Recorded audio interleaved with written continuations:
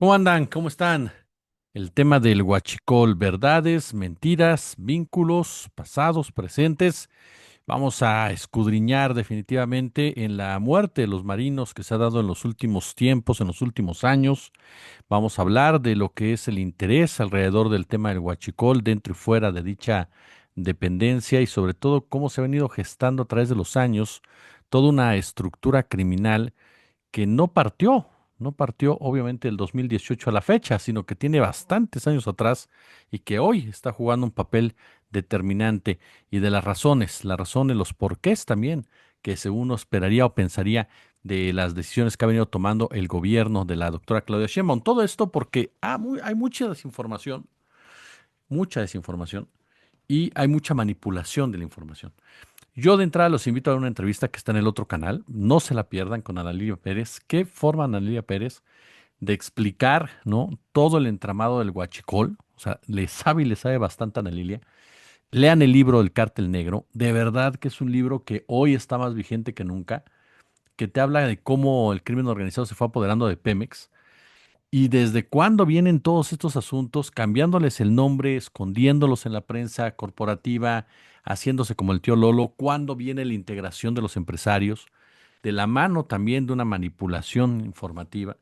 Todo esto para fastidiar las finanzas de petróleos mexicanos en beneficio de un sector empresarial privado. Pero vamos a partir también, y les reitero, vean esa entrevista y compren ese libro. Van a decir que le estoy haciendo promoción al libro, sí, porque de verdad yo lo tengo y a mí me ha servido muchísimo para entender varias de las cosas que ahora se están presentando y poder enfrentar el tema de la desinformación como tal. Desde un principio se comenzaron a dar muchos nombres, muchas empresas, se comenzaron a mencionar distintos personajes. Por ejemplo, se hablaba de las órdenes de aprehensión en contra de políticos del Partido Acción Nacional, ¿no? Entre ellos, por supuesto, pues nada más ni nada menos que Ernesto Rufo. Usted sabe que Ernesto Rufo Appel fue el primer gobernador, digámoslo de esta manera, emanado de la oposición, ¿no? Fue el primero en llegar, un integrante de la oposición, a un puesto de esa jerarquía en el norte de la República Mexicana. Pero también Ernesto Rufo tiene mucho que explicar en el tema del empoderamiento de los Arellano Félix en la disputa por el mercado de las drogas, en la operación del grupo Hank en materia de lavado de dinero. En fin, es un personaje Ernesto Rufo que sin duda alguna merece un capítulo aparte en todo lo que es la relación del narcogobierno, de lo que es la narcopolítica, de ir entendiendo y estructurando cómo el poder político y empresarial instrumentaliza a los capos para llevar a cabo sus propias acciones. Algo muy similar a lo que se vivió años, incluso con años antes en Tamaulipas, que fue realmente la referencia directa de lo que después se hizo en varios puntos y a nivel nacional en este país, con una influencia directa de un capo como Juan Lupe Muceno, pero particularmente una familia político-criminal como son los Salinas de este lado y los Bush de aquel lado.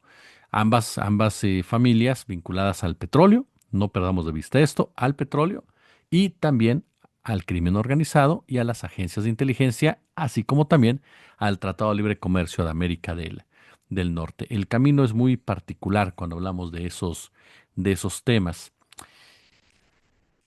Se dijo que había esta orden, ¿no? En contra de este Ernesto Rufo.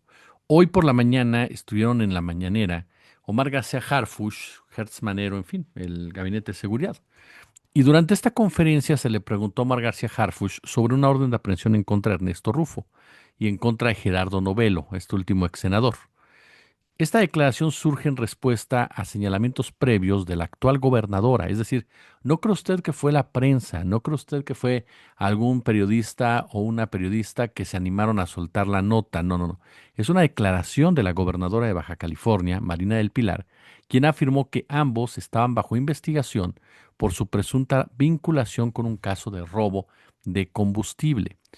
El caso se remontaba al 7 de julio del 2025, cuando autoridades decomisaron 15.48 millones de litros de combustible ilícito en Coahuila, presuntamente ligado a la empresa Ingemar SADCB, en la que Rufo Appel tendría participación.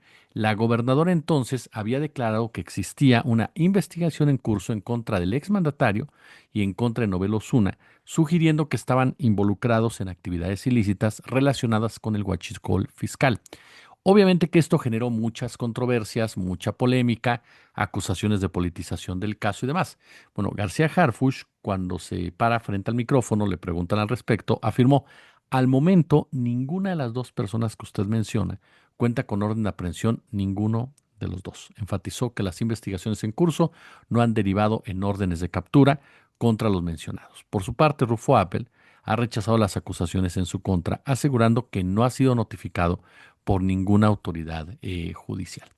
Por otro lado, Alejandro Hertz Manero y Claudia Sheinbaum señalaron que no había certeza del que el capitán Abraham Jeremías Pérez Ramírez, titular de la Unidad de Protección Portuaria de Altamira, que fue hallado sin vida este lunes 8 de septiembre, según los reportes, con un balazo en el pecho, estuviera vinculado directamente con los casos de huachicol fiscal. Llamó la atención de que Hertz Manero fue muy tajante al negarlo, pero Claudia Sheinbaum fue más política al señalar no hay certeza, en realidad nos estamos esperando a las pruebas y demás. Evadieron confirmar que hubiera sido un suicidio. El tema del capitán Abraham Jeremías Pérez Ramírez ya lo explicamos hoy por la mañana, ayer por la noche.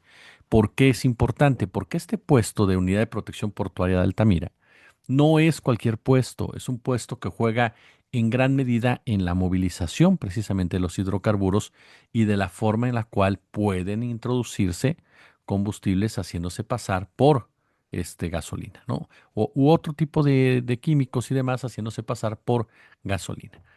Entonces, y aparte de todo, según una nota del diario Milenio, que ayer la compartíamos con ustedes, el capitán había sido señalado por un testigo colaborador en las investigaciones. A mí me llama mucho la atención, les soy honesto, la filtración de este tipo de información. Son datos muy sensibles, muy, muy sensibles. Eso de que se hable de un ex gobernador, de un ex legislador, de la empresa como tal, no es fortuito, no es fortuito de que, a ver, este señaló a estos en la colaboración del caso, no es algo que podamos pensar que está alejado de un interés político, particularmente en el caso de la gobernadora. ¿Para qué sale a decir eso? Eso únicamente alerta a las personas que en un momento dado puedan estar siendo investigadas por este caso. Puedes afectar, ralentizar o de plano tumbar una investigación con ese tipo de declaraciones. Puede ser un afán de llamar la atención, puede ser un afán de colgarse de un caso para tratar de fortalecerse políticamente. No, en el otro punto, pues a final de cuentas estás haciendo un trabajo periodístico, al momento que te pasan la información, tú la curas y dices, aquí está lo que yo sé. Pero al final sí tiene un trasfondo que te puede afectar una investigación, insisto, particularmente el caso de la gobernadora, que por eso llama la atención, ¿no? Que haya sido desmentida, literalmente, por el gabinete de seguridad. Ahora, hay otros puntos que también es importante ir destacando sobre este entramado, que es ahí en donde me parece que hay que poner muchos puntos. ¿Por qué? Porque usted me decía, platicábamos sobre esta desinformación. Si usted lee a Xochitl Gálvez, usted me dirá, ¿por qué la lees? Pero bueno, el caso de Ricardo Anaya, ya hablando de investigar al presidente Andrés Manuel López Obrador, medios de comunicación asegurando que hay un rompimiento entre Sheinbaum y López Obrador por esta investigación. Es decir, comienzan a involucrarse otro tipo de informaciones, de datos, que yo no veo solamente que traten de politizar un tema o sacar ventaja de un tema, ¿sabe? Sí veo una intención muy clara de protección a intereses involucrados en el huachicol fiscal relacionados con empresarios e incluso con altos mandos castrenses, para que todo se vaya desviando hacia un punto y se olvide el otro. Clásica técnica que se utiliza sobre todo de parte de los medios corporativos cuando tienen relación, insisto, con empresarios o con personajes de jerarquía en nuestras fuerzas armadas.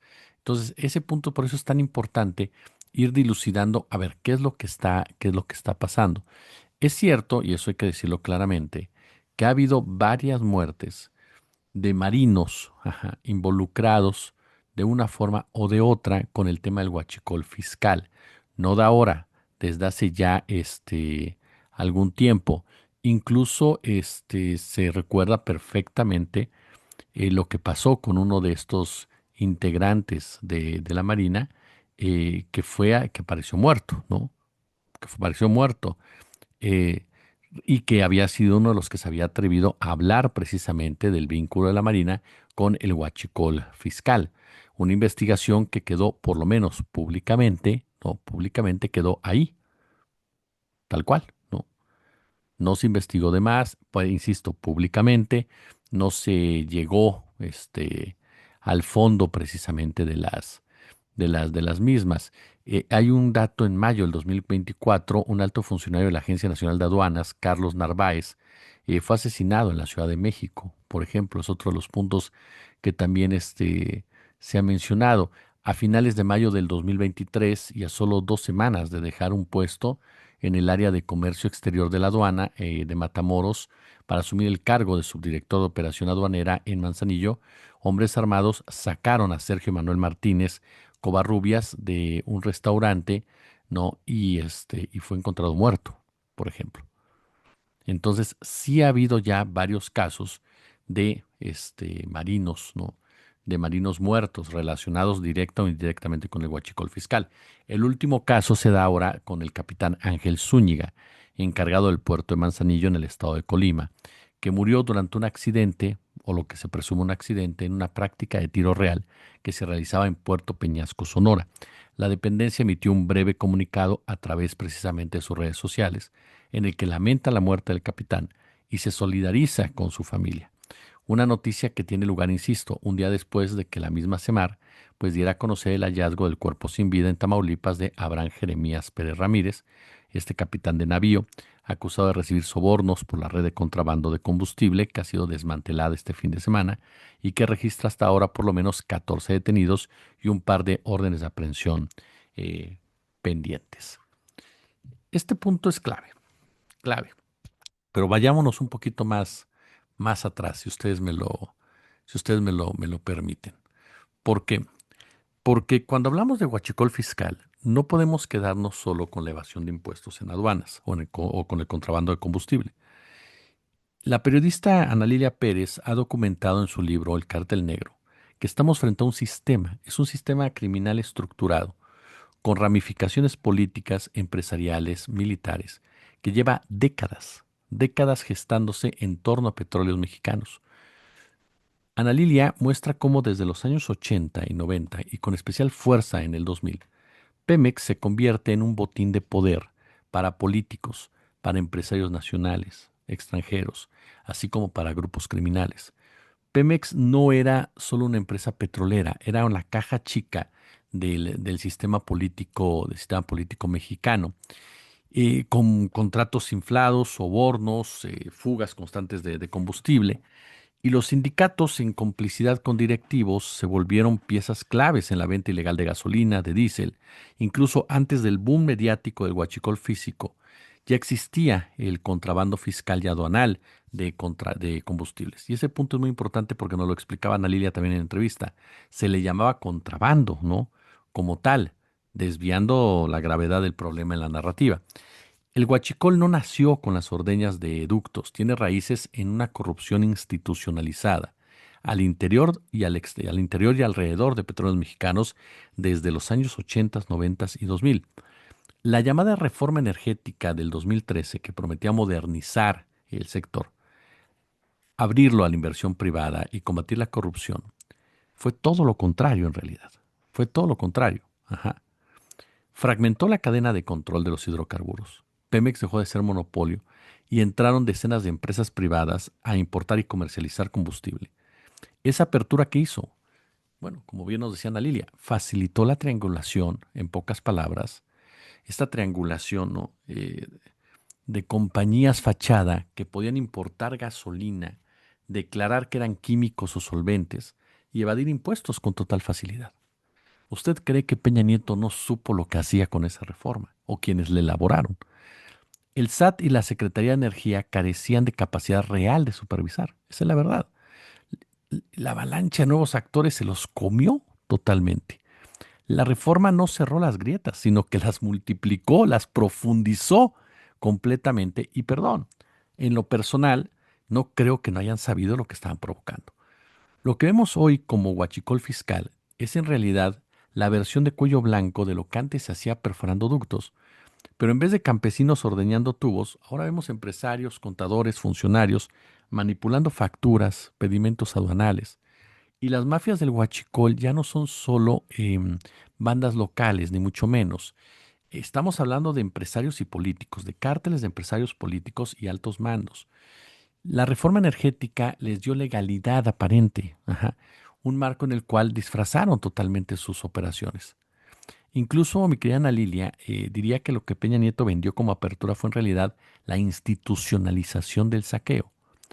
La Marina entra en juego en el sexenio de Andrés Manuel López Obrador, cuando López Obrador se da cuenta de la gravedad del huachicol fiscal y decide, decide colocar ahí a la Marina y retirar a los cuerpos civiles, confirmando que el crimen organizado del petróleo es tan poderoso que penetra incluso las estructuras más blindadas del Estado.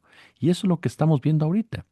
Personajes que están involucrados directamente en esa estructura y que estarían limpiando hasta las huellas, si queremos ponernos el casco de aluminio, en relación a estos fallecimientos demasiado oportunos y demasiado coincidentes. Y de una forma, perdón, pero muy rara todos. Un accidente en práctica de tiro, otro personaje que aparece con un pecho, con un balazo en el pecho, los dos vinculados de una forma u otra a todos los señalamientos que ha habido, aunque Hertz diga que no, ahí están los señalamientos como tal. Entonces, sí hay un involucramiento y ese tipo de fallecimientos te habla de alguien con poder que está limpiando sus huellas, que está limpiando sus huellas. El huachicol fiscal no beneficia a las comunidades pobres, ni mucho menos, no beneficia al país. Son empresarios gasolineros los que ganan con estaciones que venden combustible barato, pero en realidad es contrabando. Son importaciones privadas, importadores privados que surgieron gracias a la reforma energética de Peña. Políticos y funcionarios que cobran sobornos por dejar pasar los cargamentos. Y esto es lo más grave. Es una red que fue incubada por décadas, por décadas. Pero la reforma de Peña Nieto lo normalizó, la legalizó y se hizo y la hizo crecer a escala nacional. Ajá. El caso del huachicol fiscal demuestra que las reformas neoliberales en México no eliminaron la corrupción, la sofisticaron. Peña Nieto prometió modernizar Pemex y terminó creando condiciones para el saqueo más grande de combustible en la historia. El huachicol fiscal refleja que el problema no es solo de policías y militares o marinos, es una captura institucional en donde la ley misma fue diseñada para abrir boquetes. La maestra, la gran Ana Lilia Pérez, lo describe perfectamente, un cártel corporativo tan poderoso, este, no, pero con traje y corbata, literalmente, ¿no? Entonces, hoy cuando escuchamos de decomisos de buques, de redes de empresarios detenidos o miles de millones perdidos por huachicol fiscal, no estamos viendo un fenómeno nuevo. Estamos viendo el resultado de una estructura criminal incubada en Pemex desde hace décadas y potenciada por la reforma energética de Peña Nieto. El cártel negro de Ana Lilia no es una metáfora, es la manera de nombrar a un sistema donde políticos, empresarios, criminales encontraron en el petróleo un negocio sin fronteras. Y mientras no se rompa esa alianza de intereses, el huachicol fiscal seguirá siendo el verdadero saqueo silencioso de México. Y eso entonces es lo que estamos viendo en este momento. Cuando tú llevas a cabo un operativo de este tamaño, en donde golpeas directamente tres puntos claves y fundamentales que destaca, incluso me parece que hace unos días lo destacó Cepeda Patterson, pero que son interesantes. Uno, detienes un vicealmirante. Entendamos que estás deteniendo a un personaje de cargo, ajá, jerárquico, importante, ¿sí? Manuel Farías, lo detienes como la cabeza de todo ello. Ujú. Es algo trascendental, trascendental. Ajá. ¿Por qué? Porque ubicas precisamente a un alto cargo en el manejo del huachicol fiscal, que viene a confirmar lo que nos dice Ana Lilia. Dos, es un personaje del círculo cercano del ex secretario de Marina, aunque fuera su sobrino político. En el término de Marina, déjeme decirle que es como el término castrense, aunque seas político, tienes una cierta cercanía. Tres, cuando te dicen las acciones vinieron de la propia Secretaría de Marina, es decir, fue la propia Secretaría de Marina la que da el pitazo, la que inicia la investigación o la que inicia la denuncia y dice, por aquí es. Ajá, es decir, la propia Secretaría de Marina está reconociendo que hay una corrupción institucional que se fue penetrando en su interior al momento de combatir el huachicol fiscal. Esto viene a confirmar que la doctora Sheinbaum va en serio con el combate a esa corrupción. Por lo menos en un primera instancia así es. Ajá. Veremos cómo sigue avanzando, por supuesto, todo ello. Pero seamos claros. O sea, es una decisión que se toma de una manera clara y contundente. No se toma rompiendo una relación con López Obrador como mucha gente quiere ver. No se toma rompiendo una relación con el ex secretario de Marina. Se toma con el respaldo precisamente del ex secretario de Marina, que sigue teniendo un peso específico al interior de dicha dependencia. Si algo se ha dado cuenta Claudia Sheinbaum es el boquete brutal que genera el huachicol fiscal. Y lo mismo sabía Andrés Manuel. Y Andrés Manuel por eso toma la decisión de poner a la Marina. Y ahora Sheinbaum toma la decisión de combatir si hay corrupción incluso dentro de la Marina, dejando en claro que no hay impunidad para nadie. Por supuesto que estos crímenes dejan abierta la opción de que tienes que seguir investigando. Estas muertes te dejan la obligación de seguir investigando, porque es obvio que a alguien no le conviene, por supuesto, que se siga avanzando en relación de quiénes son los responsables de esos casos. Y perdón, a lo mejor me voy a ver muy inocente, pero yo dudo que el ex secretario de Marina, si está metido hasta las cachas, les dijera por aquí, por aquí, por aquí. Ajá. Cuando sabe que lo puede poner, él solo se puede dar un balazo en el pie. Ahí hay otros personajes involucrados que vienen de tiempo atrás y que tienen un peso específico en todo ese estado criminal que perdió el poder político en el 2018.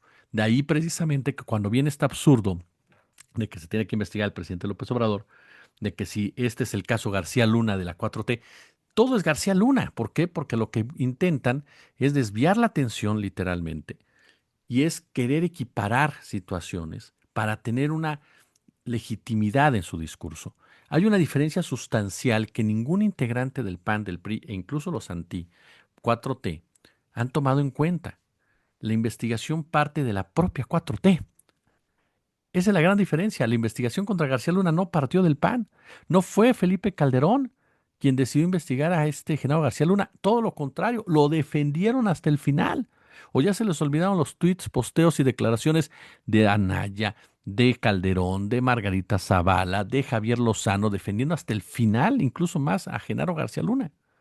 Entonces no hay comparación en eso. No hay comparación cuando Peña Nieto pactó proteger a Genaro García Luna. No la hay. Ujú. Entonces, tratar de equiparar esto es un despropósito completamente. Y es ahí en donde incluso las investigaciones de periodistas de derecha se pierden, porque demuestras el sesgo que tienes de involucrar mediáticamente un peras con manzanas, en lugar de reconocer que aquí lo que se está haciendo es entender que viene cómo está la estructura criminal, entender lo profunda que puede estar y lanzarte a combatirla con todas las implicaciones que esto puede traer. Porque, insisto, no solamente es un asunto eh, de marinos, que puedes agarrar dos, tres y como sea controlas hacia el interior, que no es fácil, pero también es el poder económico. Y el poder económico se mueve de manera muy particular. Se habla de que van contra Roberto Blanco Cantú, que es el llamado señor de los buques, y que está implicado, ajá, estaría implicado en todo esto. Y es un personaje importante, de mucho poder y de mucho dinero. No olvidemos el caso de los Carmona, que fueron personajes vinculados con Francisco Javier García Cabeza de Vaca, gobernador de Tamaulipas. Y sí, con otras campañas también en Tamaulipas de Morena. Y que se tiene que investigar lo que pasó con los Carmona, que son otros de los involucrados con el huachicol y que también son empresarios, uno de ellos muerto, por cierto, también asesinado, y otro más, ¿no? Que siguen operando. Entonces, me parece que aquí estamos ante un hecho irrefutable. Van en serio. Y si van en serio, la investigación lo va a decir, la profundidad de la misma, pero por lo pronto los golpes que se han dado son golpes claros y contundentes para recuperar el control y sellar literalmente un problema o acercar un problema que vaya que está sangrando este país. Pulgares arriba, déjenme su comentario, su punto de vista y como siempre un gusto, como siempre un placer.